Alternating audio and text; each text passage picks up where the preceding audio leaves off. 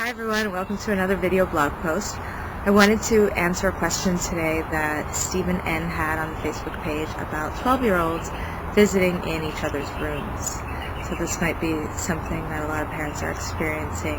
There's a lot of co-ed stuff going on today that I definitely did not experience. I was part of a culture that sort of, any boy-girl interaction or even dating in my family was sort of looked upon with a bit of suspicion and, something to be guarded and protected and really limits set around. And every family is going to have different ideas about what's appropriate and what's not. And so there's no one answer, but as far as how to talk to your kids, hopefully we can explore some of the language around staying connected while setting that limit, especially with teenagers or prepubescent kids who are about to, they're really defining their own space and finding autonomy and wanting to make their own decisions. So what can we do to explore this area? If your child comes to you and wants to have some alone time in the room with someone that you're not comfortable with, whether it be someone of the opposite sex or not, just in any time that you're not comfortable in this situation, I think what we want to do is discover the needs.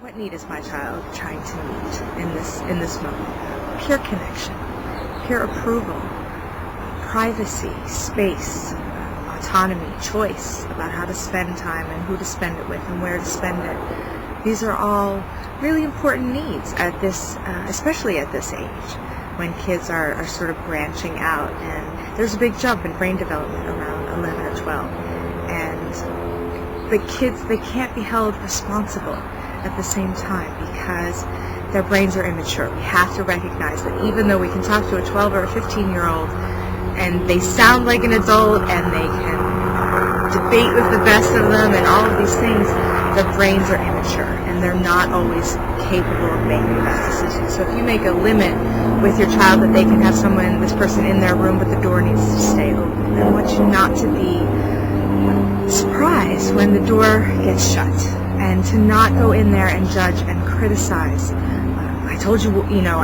the door needs to stay open, that's it, no more time here. And then you punish and you take away. That doesn't teach your child anything. That teaches when I screw up, I feel bad afterwards. It doesn't really teach a lesson. But if you go in and say, I see your door shut. I'm wondering if you're having some trouble keeping it open. I can help you. Let me help you. I'll put a stopper in it. That way, even if you're tempted, that's there. Help your child. Don't criticize and want to judge them finding their way in the world and using the best methods that they know how to try and meet their needs, whether it be, again, for privacy, for peer approval, for peer connection. And if you're worried about your kid, then you need, set more strict limits. Or if it's something that is just a limit, a family value in your family, and this is not something that happens, then you say to your child, it sounds like you're needing some space. You're needing some time with your friends, and you want to choose how to do that. And that I'm hearing that you really enjoy doing that in your room, sharing your space alone. Then you say, I understand that. I understand that you need some space and that this house is noisy. I want to help you find a different space. It's not something that I'm comfortable with. You don't have to tell your child you're too young, or no way, that's not allowed, or, I'll be damned if you do that, all of this kind of power over talk that's used to threaten and intimidate. Let your child know. It's my job to keep everyone safe, and that's not a way that I feel comfortable keeping everybody safe. If I can't see you, you're at a time where I know it's really hard, and it's really hard to not make bad choices, so I want to be there to help you. But I want to give you your space and privacy.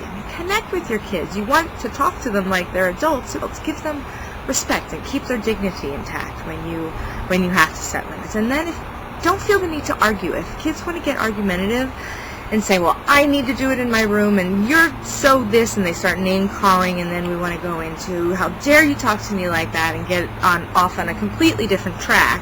When they're not making decisions from a cognitive perspective, they're emotional about it. So stay emotional with them. And stay calm and regulated. I know. I can hear you're disappointed. I can hear that you're really mad at me. And you're calling me names. and that doesn't feel good, but I understand you're mad. I'm going to give you some space. Why don't you go take some time out, ride your bike. I know that makes you feel better. Whatever it is that you know that your kid does to regulate, to get through the upset time, to get through the emotions, encourage that aspect. And then, if they've called you names, or if they've done some spitting or things that are common with kids these days or any days, then go back and address that later. It really hurt my feelings when you reacted that way. And I know that you got upset, but I want to be able to help you get upset in a way that's healthy and that really gets you through the moment. Save those teaching moments when kids are regulated, and respect and honor their ideas, even if you think they're crazy, because 12, 13-year-old teenagers, they're going to have a lot of crazy ideas. And don't judge when they mess up, because they're going to mess up. So if you already know they're going to mess up, there's no need to judge them for that, because that just sets up disconnection, and we want to keep connection. So I hope that's helpful. Thank you for listening again, and I will see you all on the next blog post. Take care, everyone.